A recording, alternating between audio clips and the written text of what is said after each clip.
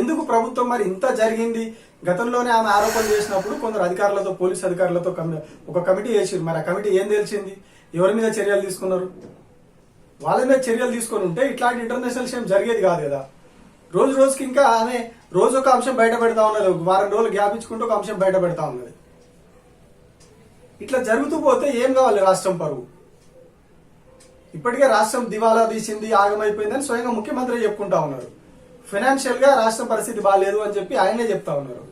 Moral గా కూడా ఇక్కడ వీళ్ళకి కనీసం మోరల్ వాల్యూస్ లేవు, ఇంత నీచంగా వ్యవహరిస్తారు, చిల్లరగా వ్యవహరిస్తారు తెలంగాణ వాళ్ళు, హైదరాబాద్ వాళ్ళు అని ఇప్పుడు అంతర్జాతీయ సమాజం అంతా కూడా మాట్లాడుకునే దౌర్భాగ్య పరిస్థితి వచ్చింది.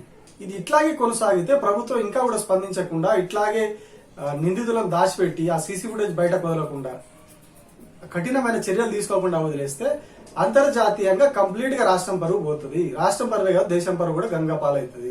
ఏదో 200 కోట్ల ఖర్చు పెట్టి ఏదో తీసుకొస్తాం, ఏదో ఉద్యోగాలు వస్తాయి, కంపెనీలు వస్తాయి, పెట్టుబడులు వస్తాయి చాలా చెప్పారు అప్పుడు.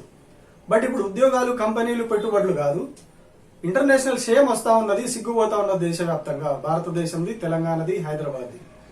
సో ఇట్లాంటి ఈ పనులు, రాష్ట్రం పరువు తీసే పనులు ఆపండి. ఇకనైనా అసలు ఏం జరిగిందో క్లియర్ గా కుల్లం కుల్లా బయట పెట్టండి, చర్యలు తీసుకోండి.